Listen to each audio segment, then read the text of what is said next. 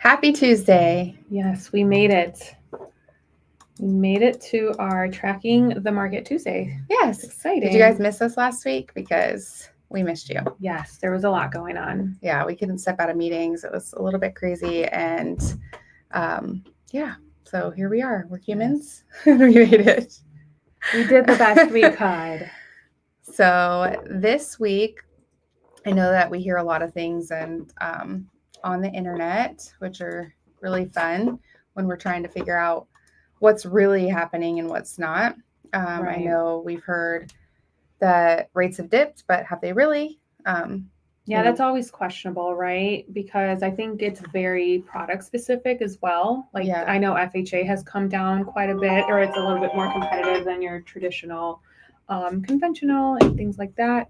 But again, it's product specific. So when you hear that, you have to make sure that you know what product you're looking to. Yeah. Well, and also like a lot of times we see these advertised rates and they're really not accurate because they're buy downs and so forth. And so the average consumer, how are they supposed to know? Like they go on Bankrate and they're like, oh, 6.499. Or I had somebody with the spam calls, which are trigger leads, which we would love for you guys to advocate for no trigger leads. That's and avoid them. We have a link that we'll post later today that you can also go click, and as long as you're 18 or over, it will go directly to your congressperson in your local area.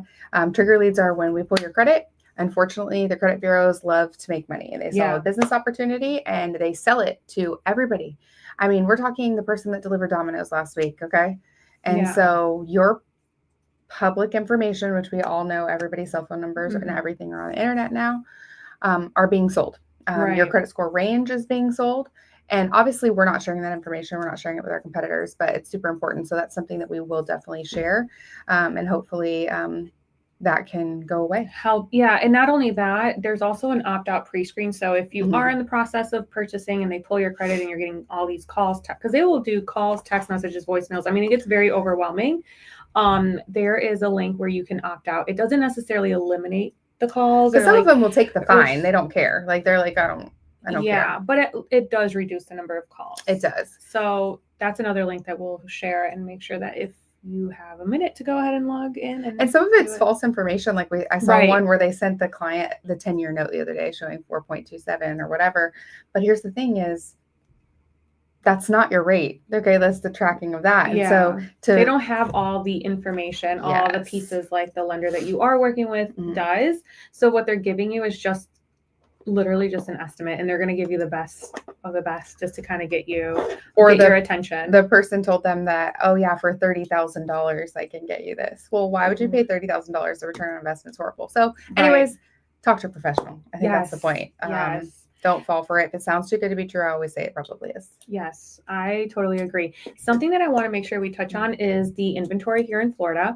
So we have seen an increase since 2016, it has hit the highest, which is crazy. However, there's somewhat of a downside to that where it's the inventory sitting on the market a little bit longer than normal. So it's causing sellers to either reduce prices or even do seller concessions. So make sure, this is something that I love to do, is I strategize with my agents to make sure that the offer that's being submitted has seller credits, and we are able to navigate and put scenarios together for you as the buyer to either be a little bit more comfortable with your affordability or also your cash to close, right? Like, okay, is there a way that we can apply these seller credits to both your rate and your seller credits? So definitely make sure that whoever you're working with strategizes and does put out those scenarios for you, because it's very important. And I mean, 100%.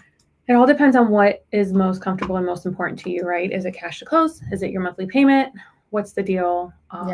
But I think with the inventory, the way that it's going, we're seeing a lot more. And it's causing stabilization and a slight decline, of course. But we were also in a wild market since COVID, and so we have to figure out something to make it affordable. So everyone's talking about it, but Hometown Heroes is coming back. Okay. I can't wait. There are some severe changes. I think that's important to note, like on people's income and so forth. So please don't let your buyers, like, the rate is the same across the board. The state of Right. Florida sets the rate. Please, please, please do not let them just go to any lender, because if these things that have changed this year and income qualifications for bond, hometown heroes, anything like that, are not examined thoroughly, and this means a job promotion, this means any of those type of things, like a job pay change, anything, we need to double verify it, how long it's been deposited in the account, because they are really tightening down on that. $100 million is expected to open up on July 1st, and each borrower can get up to $35,000 towards down payment and closing costs. Again, this product is great. Let's get people into houses. Right. Let's evaluate, because the product's not for everybody either. Right. We have to be reminded that a lot of life changes can happen in 30 years, and this is a non-forgivable program. So, and what Ashley means when she says non-forgivable, it's that once the buyer either sells or refinances the property, that money is due back, right? So they'll take it back from the equity that the home has. Or at 30 years, it's due in full too. Or at 30 years. And a few things, like this week, I've had somebody call, somebody went through a divorce and they wanted to do a quitclaim deed, and they cannot, because that will actually trigger repayment. And they do sign something at the time. So just a lot of things can happen. So it's important to just look at, hey, where do you think you'll be over the next 5 years, to make sure that it makes sense? Because if we're seeing prices slightly declining or stabilizing, will they have enough equity to pay that off? Also pay realtors, because we don't want to see a bunch of FSBOs and things like that, because they also can't refinance either.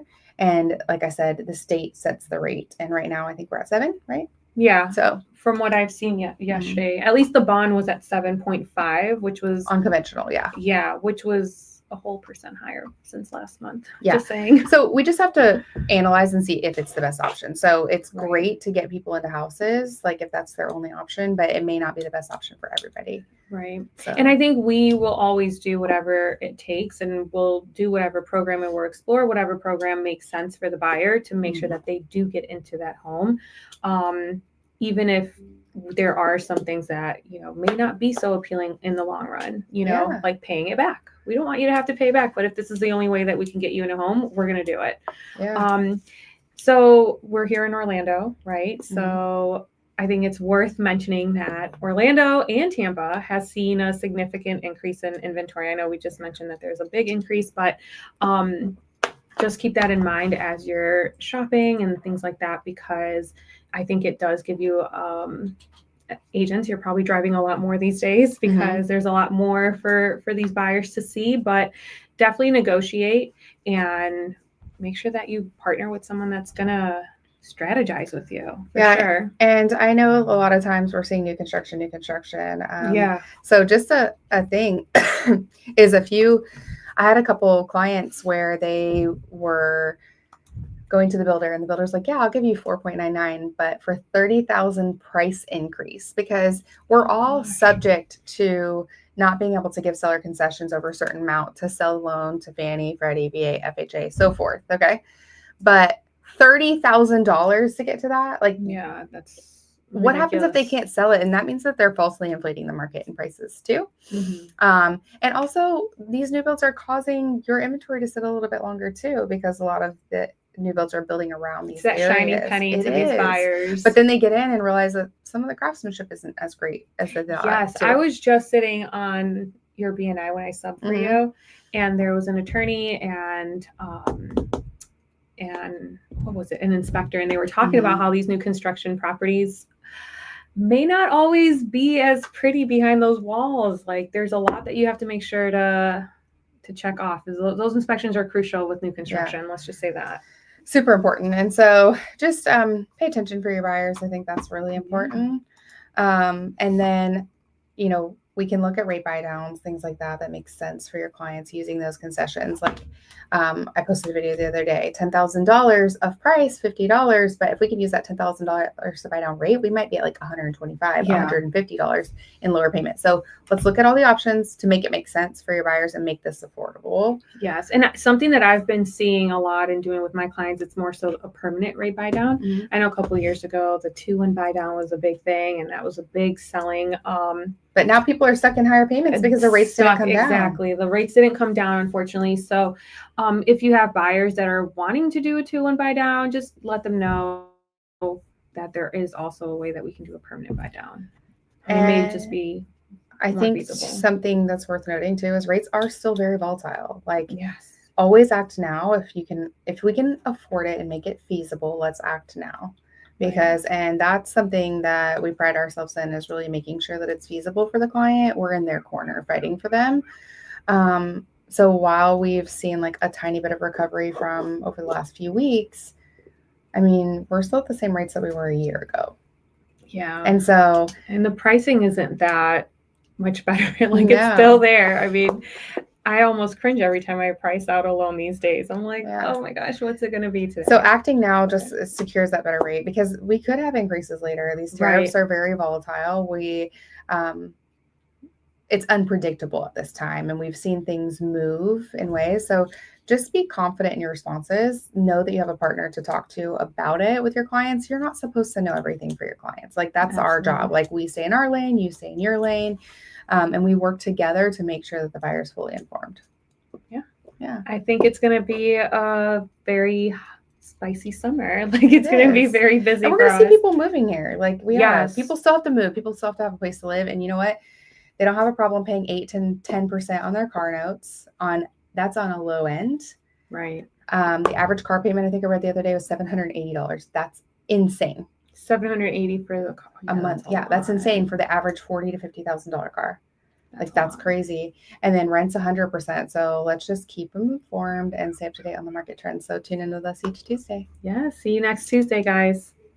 Thank you.